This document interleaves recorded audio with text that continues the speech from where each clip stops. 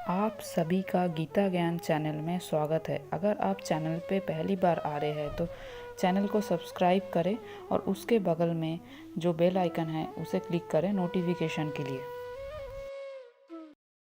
श्रीभगवानुवाच काङ्क्षन् त्वां कर्मणां सिद्धिं यजन्ते इह देवताः क्षिप्रं हि मनुष्ये लोके सिद्धि भवति कर्मजा। इस संसार में मनुष्य सकाम कर्मों में सिद्धि चाहते हैं, फलस्वरूप वे देवताओं की पूजा करते हैं। निस्संदेह इस संसार में मनुष्य को सकाम कर्म का फल शीघ्र प्राप्त होता है। इस जगत के देवताओं के विषय में भ्रांत धारणा है और विद्वता का दम करने वाले अल्पज्ञ मनुष्य इन देवताओं को परमेश्वर के विभिन्न रूप मान बैठते हैं। वस्तुतः ये देवता ईश्वर के विभिन्न रूप नहीं होते, किंतु वे ईश्वर के विभिन्न अंश होते हैं। ईश्वर तो एक है किंतु अंश अनेक है। वेदों का कथन है नित्यो नित्यानाम, ईश्वर एक है, ईश्वरः परमः कृष्णः, कृष्ण ही एकमात्र परमेश्वर है और सभी देवताओं के इस भौतिक जगत का प्रबंध करने के लिए शक्तियाँ प्राप्त है। ये देवता जीवात्माएं हैं जिन्हें विभिन्न मात्रा में भौतिक शक्ति प्राप्त है। वे कभी परमेश्वर नारायण, विष्णु या कृष्ण के तुल्य नहीं हो सकते। जो व्यक्ति ईश्वर तथा देवताओं को एक स्तर पर सोचता है वह नास्तिक या पाषंडी कहलाता है। यहाँ तक कि ब्रह्मा तथा शिवजी जैसे बड़े बड़े देवता भी परमेश्वर की समता नहीं कर सकते।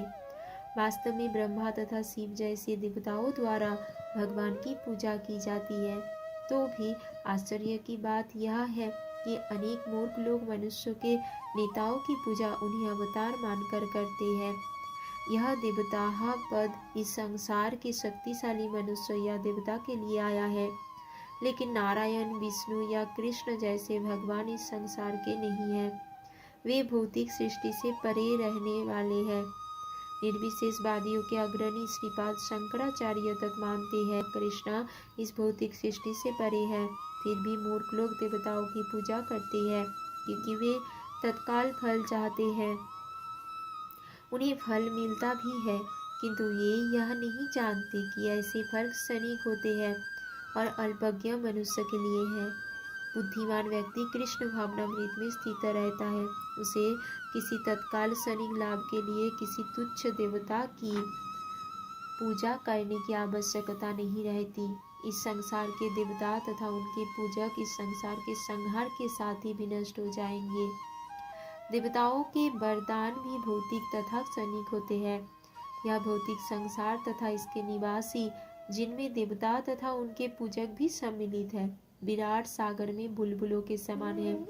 किंतु इस संसार में मानव समाज क्षणिक वस्तुओं यथा संपत्ति, परिवार, भोग की सामग्री के पीछे पागल रहता है। ऐसे क्षणिक वस्तुओं को प्राप्त करने के लिए लोग देवताओं की या मानव समाज के शक्तिशाली व्यक्तियों की पूजा करते हैं।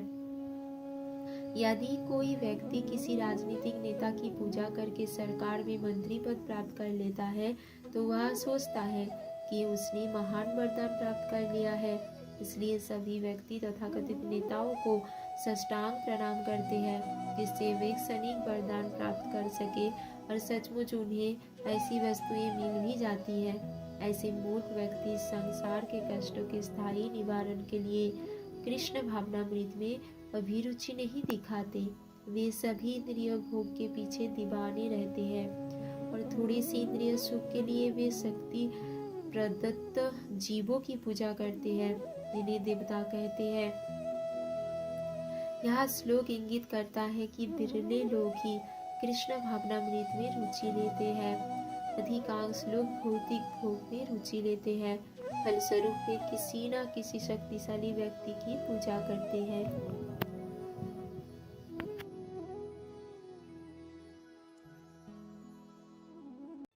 अगर आप सबको वीडियो पसंद आया है तो वीडियो को लाइक करें, चैनल को सब्सक्राइब करें और भी वीडियोस देखने के लिए।